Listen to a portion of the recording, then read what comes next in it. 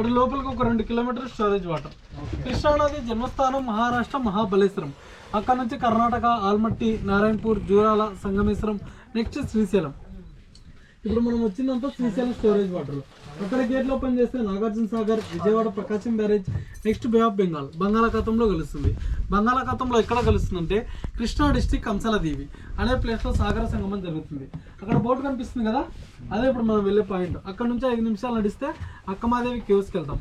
అక్కమాదేవి అమ్మవారు ఎక్కడి నుంచి వచ్చారు ఏంటనేది అక్కడికి వెళ్ళిన తర్వాత ఎక్స్ప్లెయిన్ చేస్తాను. అక్కమాదేవి అమ్మవారు అక్కడ కొంతకాలం తపస్సు చేసిన తర్వాత ఇక్కడ గుడిసెలు కనపడుతుంది.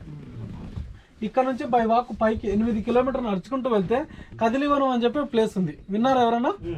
అక్కడికి వెళ్ళి అక్కడ కొంతకాలం తపస్సు చేసి ఎంతో మంది మునులకు ఋషులకు బోధనలు చేసి ఒక జ్యోతి రూపంలో స్వామివారిలో కలిసిపోయింది అమ్మవారు 12వ శతాబ్దంలో. 5-6 ఇయర్స్ బ్యాక్ వరకు అక్కడ కూడా వెళ్ళడానికి పర్మిషన్ ఉండేది మనకి. కానీ ఎనిమల్స్ ప్రాబ్లం వల్ల, ట్రైబల్స్ ప్రాబ్లం వల్ల అది స్టాప్ చేసేసారు. ఓన్లీ అక్కమాదేవి కేవ్స్ వరకే మనకు పర్మిషన్ ఇచ్చారు. అక్కడ న్యాచురల్ ఒక బండి ఉంటుంది. ఒక బండి మీద ఒక 400 మంది 500 మంది స్టే చేయొచ్చు. న్యాచురల్ ఇంకో బండి ఉంటుంది, ఆల్చిప్పలా ఉంటుందో అలా ఉంటుంది. ఎంత వర్షం వచ్చినా గాలి వచ్చినా ఎలాంటి ఇబ్బంది ఉండదు. ఇక్కడ నుంచి అక్కడికి వెళ్ళే వరకు మనకు మధ్యలో వాటర్ ఎక్కడ దొరకదు. అక్కడికి వెళ్ళిన తర్వాత ఒక చిన్న సెలదార ఉంటుంది సైడ్లో, ఆ వాటర్ తాగడానికి ఉపయోగించుకుంటారు. మళ్ళీ అక్కడ నుంచి 5 కిలోమీటర్లు ముందుకు నడుచుకుంటూ వెళ్తే కదిలివనం నుంచి దత్తాత్రేయుడు తపస్సు చేసిన ప్లేస్ ఉంది.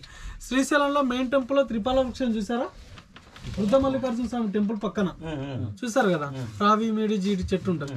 అక్కడ కొంతకాలం తపస్సు చేసిన తర్వాత మళ్ళీ ఇక్కడికి వచ్చి ఇక్కడ కొంతకాలం తపస్సు చేసి తన పాదకలు ఇక్కడ గుర్తుగా వదిలిపెట్టారంట దత్తాత్రేయుల స్వామివారు.